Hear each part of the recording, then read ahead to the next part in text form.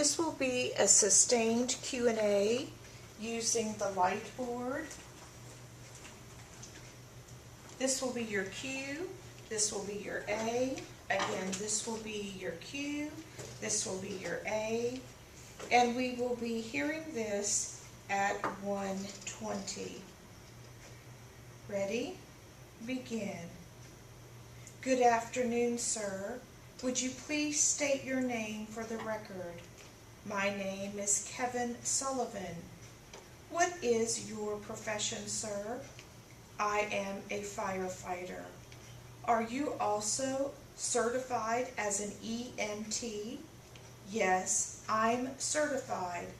How long have you been working as a firefighter and EMT? It's been approximately 10 years. For whom are you now working? For county services. Have you always worked for the county? Yes, I have, since graduating college. What fields of study did you take in college? I studied to be a firefighter. Do you have a degree in that field? Yes, I do, a bachelor's degree. Have you had any further training since leaving college? Yes, I have. Can you describe that training? There have been various courses in firefighting and related subjects. Did you have to complete a certain course of training to be licensed as an EMT? Yes, I did.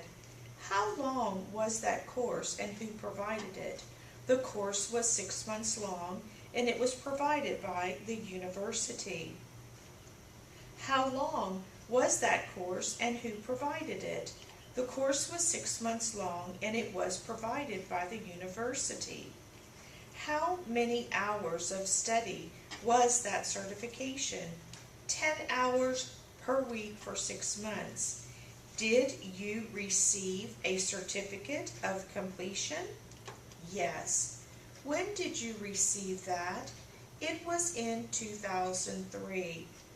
Was that your first year as a firefighter, sir?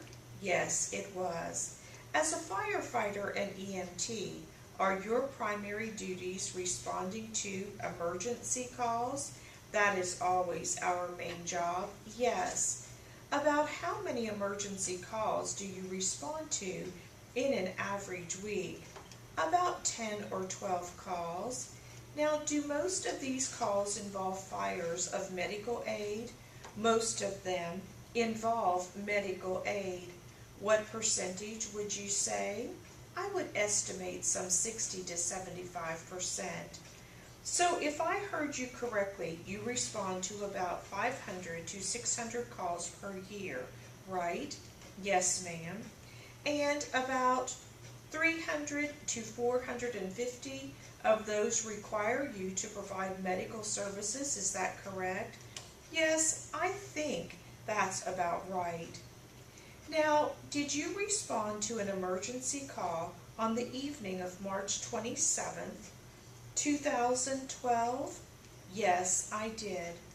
Do you remember the time you received the call? It was 7:12 in the evening. Was that your regular shift? No. Were you filling the position of another firefighter who was ill? That's correct. Had you worked a double shift that day? No, I had not.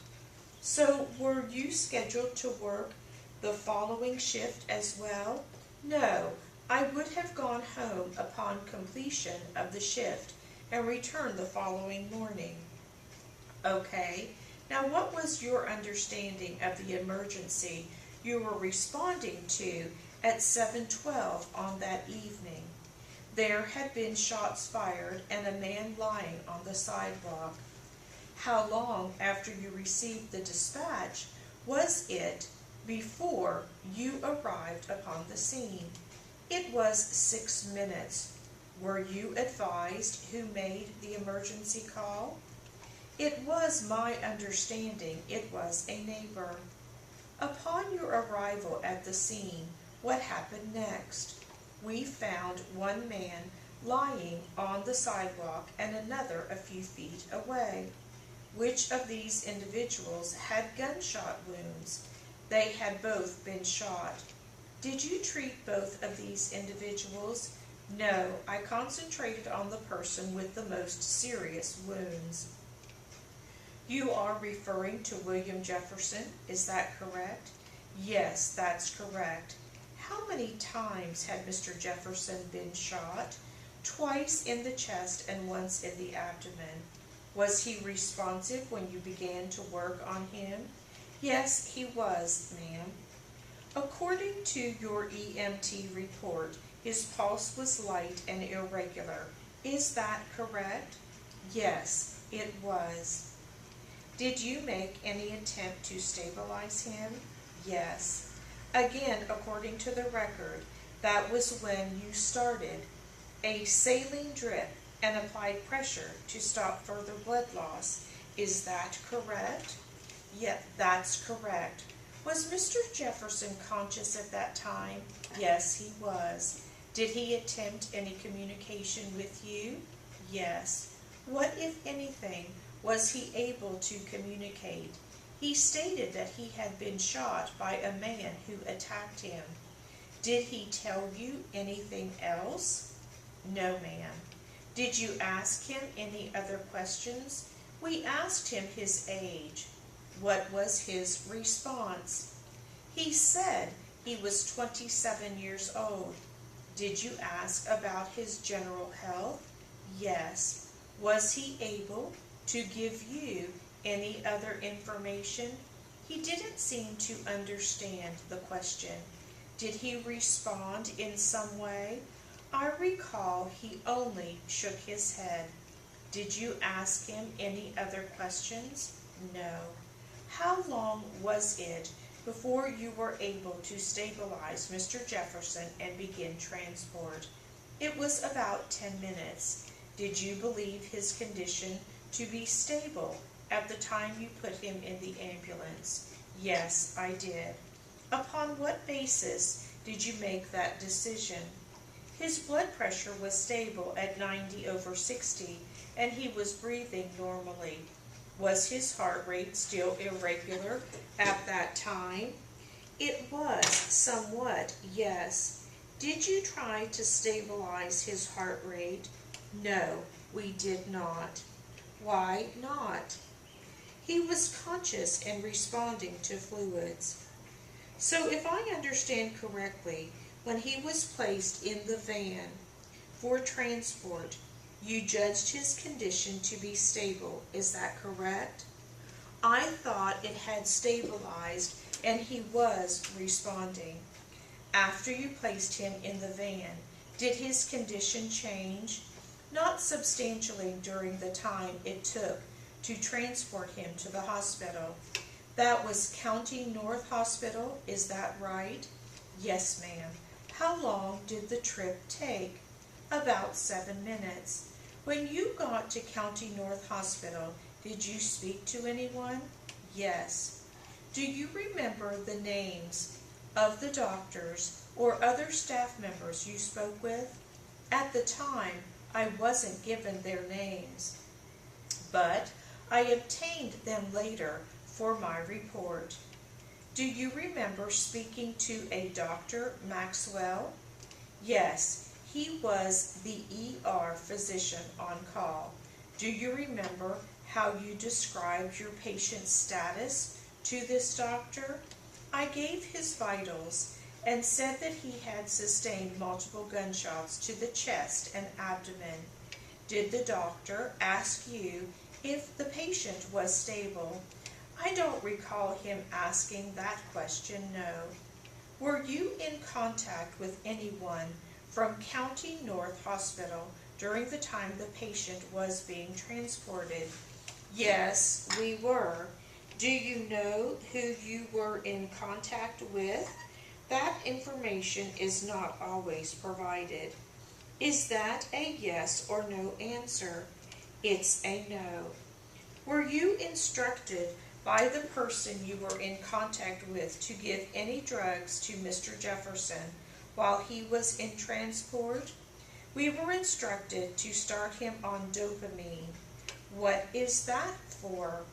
To raise blood pressure and heart rate.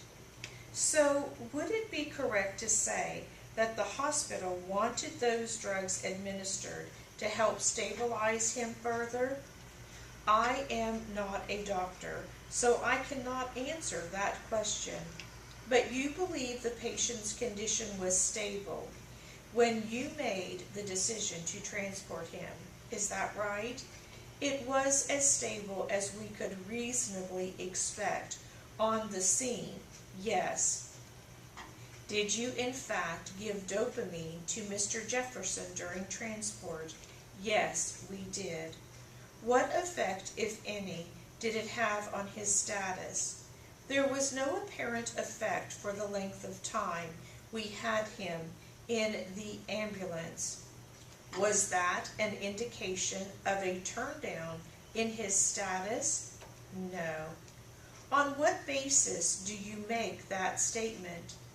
It usually takes longer than a few minutes to see a response. About how long after you began transport did you start the drug the hospital instructed you to give him? It was about 3 minutes after we left the scene for the hospital. So you were able to check his status for about 4 minutes after you began the drug, right? Yes. So to review, during the time you saw no real change to your patient's vital signs or status, right? Right. On arrival at the hospital, did you report all the treatment you provided to Dr. Maxwell when you turned the patient over to him? As far as I can remember, we did. Did Dr. Maxwell ask you any questions about your patient's condition or the treatment you provided? Yes. What was your response? We gave him his age, height, and weight.